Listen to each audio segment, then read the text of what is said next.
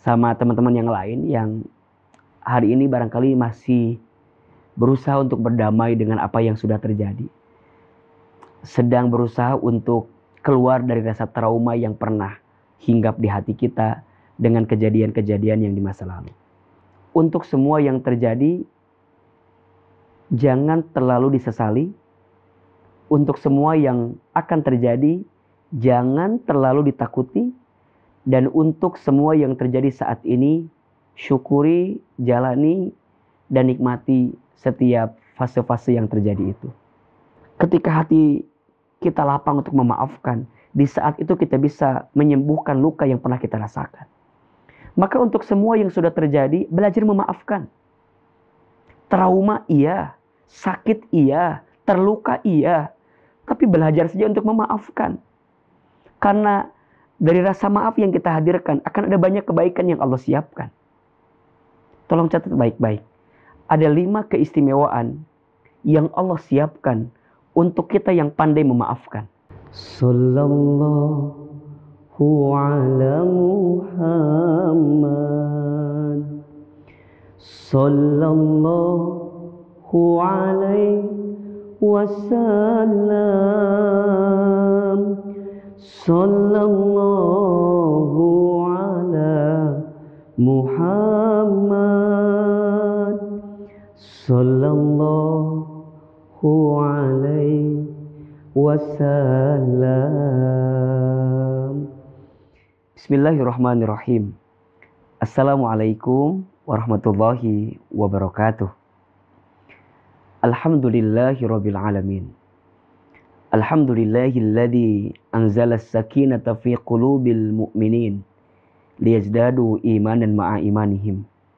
Asyhadu an la ilaha illallah wa asyhadu anna Muhammadar Rasulullah. Allahumma sholli ala sayyidina Muhammadin sallallahu alaihi wasallam wa ala alihi wa sahbihi ajma'in. Allahumma inna nas'aluka ilman nafi'an wa rizqan thayyiban wa amalan mutaqabbala. Amin ya rabbal alamin, amma ba'du. Teman-teman yang dirahmati Allah, alhamdulillah, segala puji bagi Allah, segala puja untuk Allah, dan segala bentuk syukur kita haturkan kepada Allah yang dengan segala kebaikannya Allah tidak pernah berhenti menghadirkan nikmat terbaik untuk kehidupan kita. Semoga kita senantiasa menjadi hamba-Nya yang terus mendekat taat kepada Allah, yang terus mensyukuri setiap nikmat Allah itu dengan kebaikan dan perbaikan. Dan semoga kita semua senantiasa dalam keadaan sehat walafiat, dan izin kami juga mendoakan jika ada yang sedang sakit, semoga Allah berikan kesembuhan. Amin ya rabbal alamin. Senang sekali kembali kali ini kita bertemu di program Tanya Hati.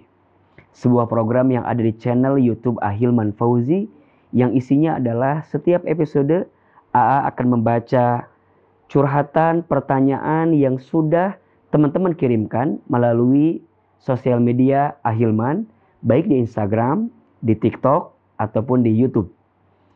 Masya Allah, banyak sekali teman-teman yang sudah mengirimkan berbagai pertanyaan ke Ahilman, berbagai curhatan ke Ahilman, dan izin melalui channel YouTube ini Ahilman membaca curhatannya dan sekaligus juga memberikan kekuatan, memberikan kemampuan, memberikan nasihat. Semoga teman-teman bisa lebih kuat, bisa lebih yakin menjalani setiap hari-hari dalam hidupnya.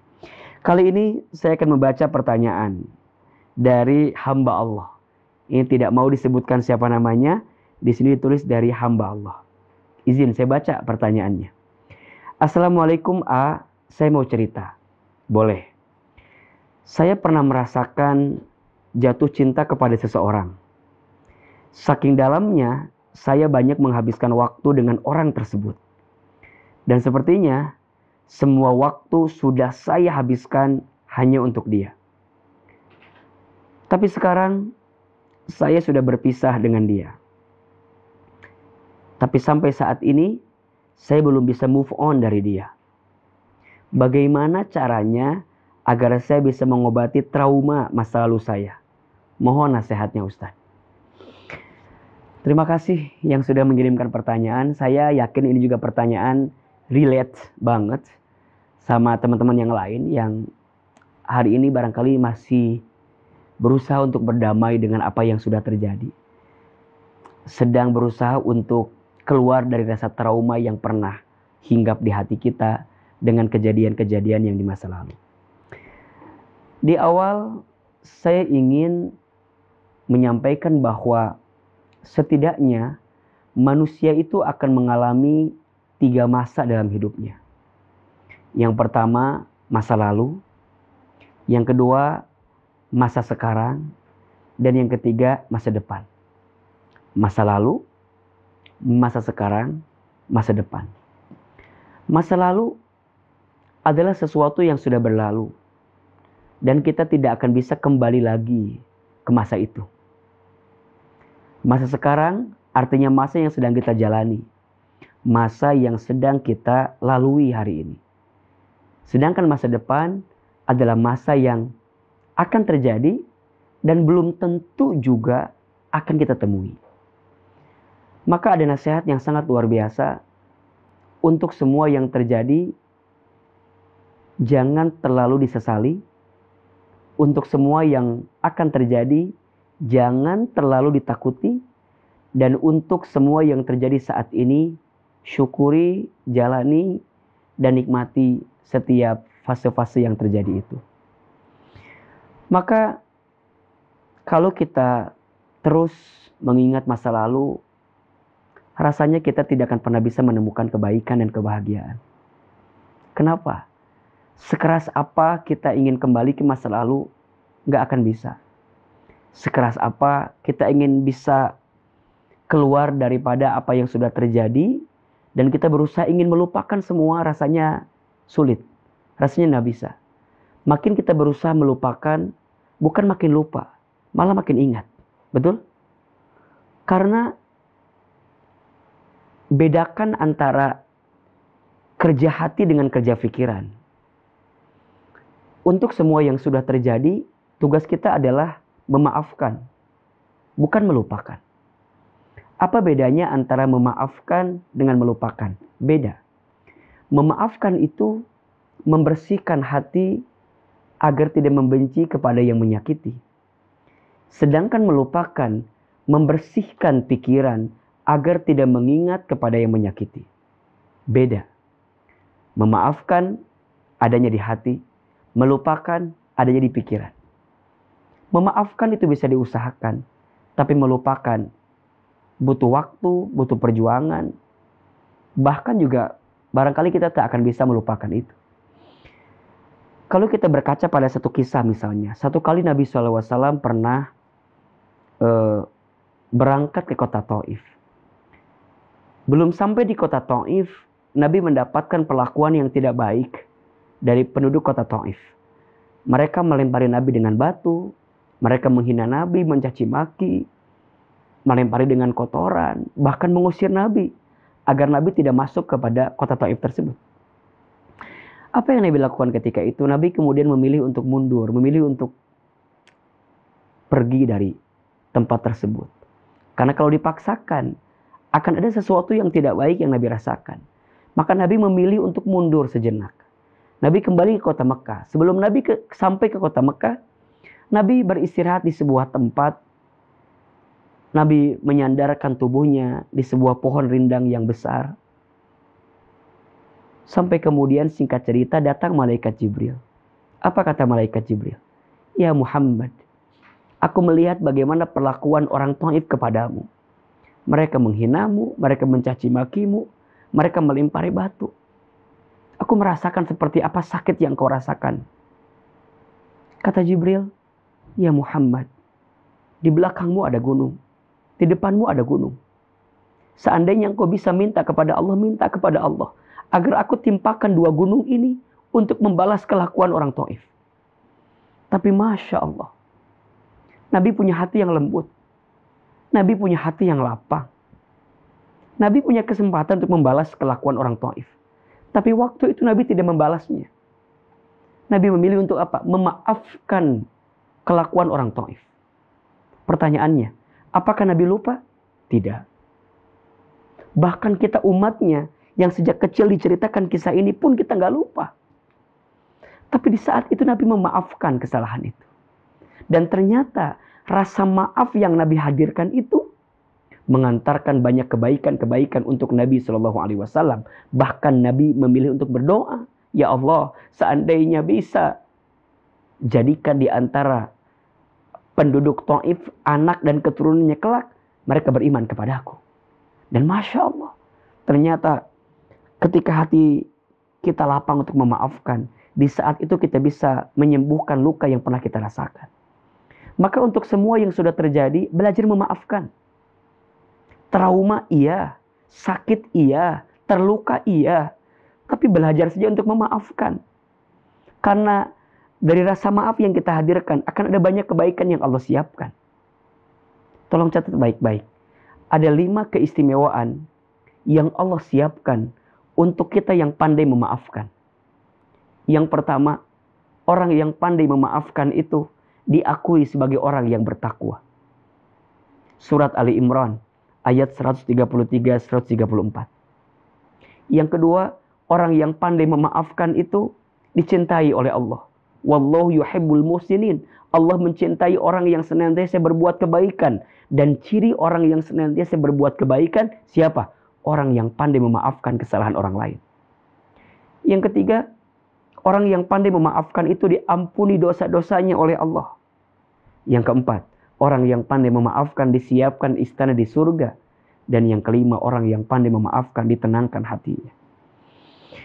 Maka belajar untuk melapangkan hati, hadirkan rasa maaf terbaik untuk semua luka yang pernah terjadi, untuk semua sakit yang pernah kita rasakan. Percayalah, ketika engkau bisa memaafkan, engkau sedang ada pada tahapan berdamai dengan yang pernah terjadi.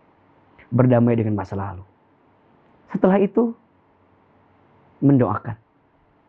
Untuk semua yang sudah terjadi, doakan. Minta sama Allah ada hikmah yang bisa kita dapatkan. Minta sama Allah ada pelajaran yang bisa kita dapatkan. Minta sama Allah agar kita bisa dibimbing untuk tidak tenggelam lagi pada kesalahan yang sama. Maka ada doa-doa terbaik yang senantiasa kita panjatkan kepada Allah. Ya muqallibal qulub, tsabbit qalbi ala dinik. Duhai Allah yang membolak-balikan hati, tetapkan hatiku di jalanmu. Rabbana la tuzigh qulubana ba'da idh hadaitana wa hab lana min ladunka rahmah innaka antal wahhab. Minta ya Allah, jangan kau condongkan hati kami setelah engkau berikan hidayah kepada kami. Minta dikuatkan hati kita agar bisa kuat untuk benar-benar menjalani hari-hari setelah trauma dengan apa yang sudah terjadi itu. Minta diberikan kesabaran untuk terus melangkah lagi dalam kebaikan. Rabbana afrigh alaina sabran wa tsabbit aqdamana wansurna 'alal qaumil kafirin. Ya Allah, anugerahkan kepada kami rasa sabar untuk semua yang telah terjadi. Dan teguhkan langkah kami agar kami terus melangkah dalam kebaikan-Mu. Dan tolonglah kami ya Allah, agar kami tidak menjadi orang-orang yang kafir, agar kami tidak tergoda oleh orang-orang yang kafir. Maksudnya apa? Orang-orang yang ragu sama Allah, orang-orang yang menutup hatinya untuk bisa mendapatkan hikmah terbaik dari Allah. Maka hadirkan doa-doa terbaik untuk semua yang telah terjadi. Doa itu senjatanya orang beriman. Memaafkan, mendoakan. Memaafkan itu tidak merubah masa lalu, tapi memaafkan mencerahkan masa depan. Jika pundakmu terasa lemah untuk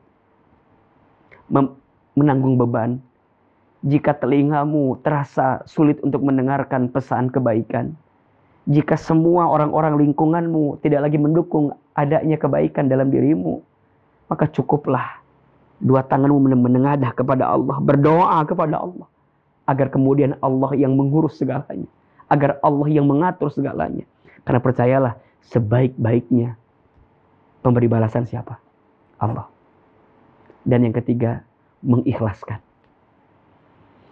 Untuk semua yang sudah terjadi, belajar ikhlas. Belajar menyerahkan semuanya hanya sama Allah. Belajar juga dari situ bahwa berharap kepada manusia itu memang sangat menyakitkan.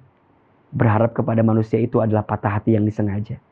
Kata Imam Ali bin Abi Thalib, aku pernah merasakan semua kepahitan hidup. Dan tidak ada yang paling pahit aku rasakan, kecuali saat hati terlalu berharap kepada manusia. Semoga dengan 3M yang bisa kita hadirkan, memaafkan, mendoakan, mengikhlaskan, kita bisa lepas dengan trauma di masa lalu. Ayo berjalan lagi, ayo melangkah lagi, ayo mulai lagi. Memang dalam hidup kadang kita butuh jeda, butuh berhenti, butuh wakaf, butuh wukuf. Butuh untuk bisa berhenti memaknai semua yang sudah terjadi. Cukup luka yang kemarin itu menyakiti hati, tapi jangan merusak masa depanmu. Yang hancur itu rencanamu, bukan masa depanmu. Yang rusak itu usahamu, bukan hidupmu. Jangan sampai gara-gara orang yang pernah menyakitimu, menutup banyak kebaikan yang sedang Allah siapkan untukmu dari sakit yang pernah kau rasakan di masa lalu. Bismillah, yakin ada hikmah di balik musibah, ada berkah di balik masalah, ada pelajaran di balik semua kejadian. Tunggu. Dan belajar untuk lebih lapang agar Allah bisa menghadirkan kebaikan dengan tenang dalam hidup kita. Semoga bermanfaat. Terima kasih.